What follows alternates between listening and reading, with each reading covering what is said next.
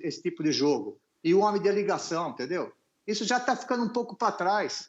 Você tem que fazer dois caras pensadores mesmo que se mexe demais, que é o Arrascaeta e o Everton Ribeiro, e dois atacantes também que se mexem. Então o Flamengo, o grande segredo do Flamengo é que não dava para marcar. Eu tenho certeza que fui técnico, eu olhando o Flamengo, vou fazer uma projeção, como é que eu vou falar para os meus laterais? Você vai marcar quem? Quem você vai marcar para os meus laterais? Por quê? Porque os caras abrem e fecham, abrem e fecham. Aí quando fecha, abre Gabigol pelo lado do campo. Aí quando fechava, abria Bruno Henrique pelo lado do campo. Então, na própria preleção do adversário, eu sei porque acontecia comigo também, eu não tinha como identificar a marcação deles. Não tem como. O Flamengo era muito difícil ser marcado por isso. Agora, como ele chegou, que ele gosta de jogar com dois caras abertos e um enfiado, né, que é o 4-3-3, isso diminuiu a força do Flamengo. E os times marcaram melhor o Flamengo. Por isso que o Flamengo está tendo um pouco de dificuldade. Eu acho que ele está se rendendo, porque nesses últimos dois jogos, ele voltou a jogar com esses dois pensadores de jogo do Flamengo e com dois atacantes de movimentação. Eu mais ou menos acho por aí. Pô, legal ouvir esse depoimento de um técnico tão vitorioso quanto o Muricy, porque eu, como observador, né, como quem vê o futebol do lado de fora, entendo o jogo como o Muricy fala.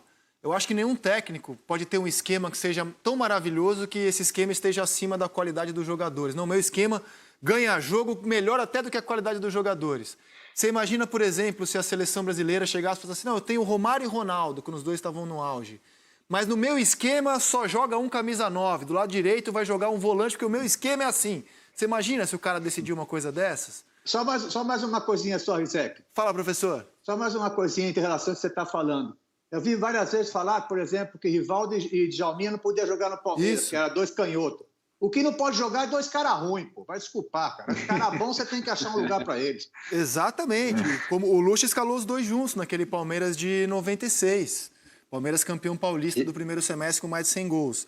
Antes de passar a bola para o Arnaldo e para o Serginho, só quero mostrar que ainda é um começo de trabalho do Domenech. A gente está fazendo uma análise muito inicial, né, das primeiras impressões mesmo que ele teve. E quando a gente compara a mesma quantidade de jogos que o Jesus teve, a gente pode concluir que ainda é muito cedo para decretar, na minha opinião, qualquer coisa definitiva sobre o trabalho dele. Veja, o Jesus nos seus primeiros 8 jogos e o Domenech nos seus primeiros 8 jogos. O Jesus teve 3 vitórias, 3 empates, 2 derrotas, 14 gols feitos, 11 gols sofridos. 50% de aproveitamento. Não dava para, nesse universo aí dos 8 primeiros jogos do Jesus, alguém imaginar que dali sairia um time tão impecável, um time tão vencedor, um futebol tão espetacular. Ele teve jogos ali, como a derrota para o Emelec, como a derrota para o Bahia, como a eliminação na Copa do Brasil, que você olhava e falava assim, pô, esse gringo aí, cara, ele é professor Pardal, ele está inventando. Depois ele achou um jeito de jogar e esse jeito foi muito vitorioso.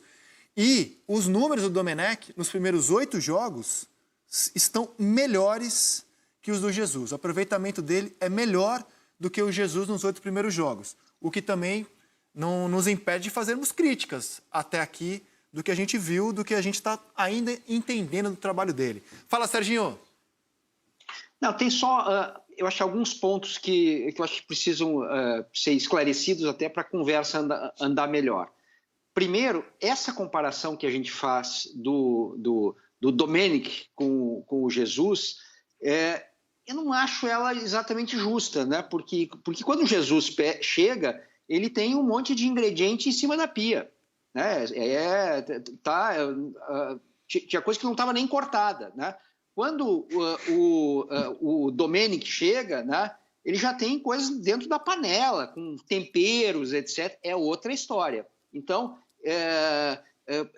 exaltar, né, resultados do Domenech agora em relação ao Jesus, eu acho que é sacanear o Jesus, porque o trabalho inicial dele foi bem complicado, né, inclusive político ali, né, etc. Então, esse é o primeiro ponto. Segundo ponto, quando a gente coloca ali, por exemplo, no Gabigol rodízio, né, também não acho que aconteceu isso. Eu acho que a saída do Gabigol contra o Bahia é lesão. A saída do Gabigol contra o Fortaleza, é opção, não é rodízio. Ele já estava descansado.